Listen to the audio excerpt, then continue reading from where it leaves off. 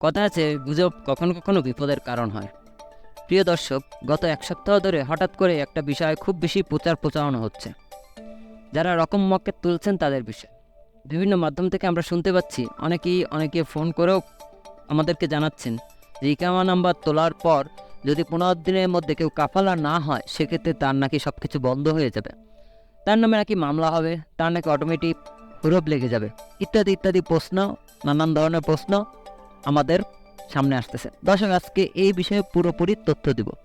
আপনার করণীয় কি, কোনটা সত্য কোনটা মিথ্যা। শুধু অনুরোধ থাকবে, গুজবে কখনো কান দিবেন না এবং গুজব কখনো শেয়ার করবেন না। চলুন তাহলে খবরে বিস্তারিত জেনে নেওয়া যাক।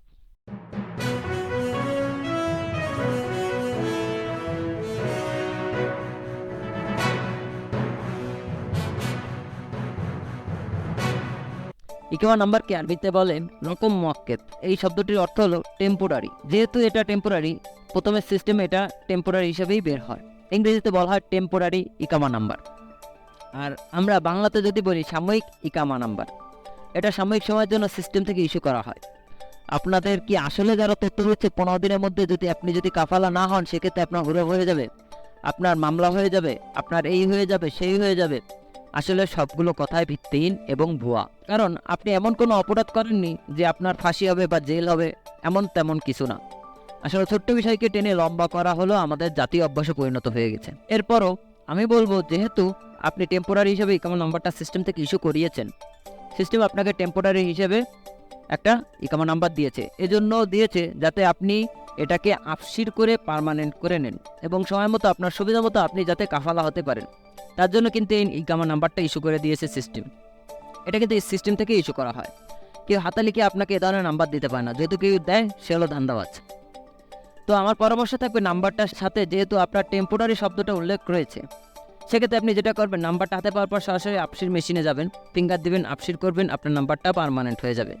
আপনার আপসিরে আপনার ডিজিটাল ইকামা ইস্যু হয়ে যাবে। এরপর আপনার নাম্বার আর কোনো সমস্যা হওয়ার কথা না, হবেও না। তারপরে আপনি পাসওয়ার্ড পরিবর্তন করে আপনার অ্যাপসে লগ ইন করলে দেখবেন আপনার ডিজিটাল ইকামা চলে আসবে। ওই যে টেম্পোরারি ইকামা নাম্বারটা আপসির করার পর সেটা হয়ে যাবে পার্মানেন্ট ইকামা নাম্বার। এই যে মামলা হয়ে যাবে, ব্লক হয়ে যাবে, হুরব হয়ে যাবে, কাফালা হতে হবে বাধ্যতামূলক, এই কথাগুলো আসলে সম্পূর্ণ ভিত্তিহীন। তবে নিয়ম হলো, নাম্বার তোলার পরপর আপনার আপসির করে নিতে হবে, আর এটাই হলো রুলস। আপসির করার পরে আপনার কোনো সমস্যা হওয়ার কথা না। খবরটি আমাদের সৌদি প্রবাসীদের জন্য খুবই খুবই খুবই গুরুত্বপূর্ণ। তাই আপনারা যারা দেখছেন তারা এখনই শেয়ার করে অন্যান্য সৌদি প্রবাসী যারা আছেন, নতুন যারা আসতেছেন, তাদের কাছে শেয়ার করে দিন। তাহলে তারা হয়তোবা এই ঝামেলা বা এই বিপদের সম্মুখীন নাও হতে পারেন। আর আপনি যদি আমাদের চ্যানেল নতুন হয়ে থাকেন, তাহলে প্রবাস সম্পর্কিত যে কোনো ধরনের গুরুত্বপূর্ণ খবর সবার আগে পাওয়ার জন্য আমাদের চ্যানেলটি সাবস্ক্রাইব করুন এবং পাশে থাকা বেল আইকনটি চাপুন। ধন্যবাদ সবাইকে। ভালো থাকবেন, সুস্থ থাকবেন। আল্লাহ হাফেজ।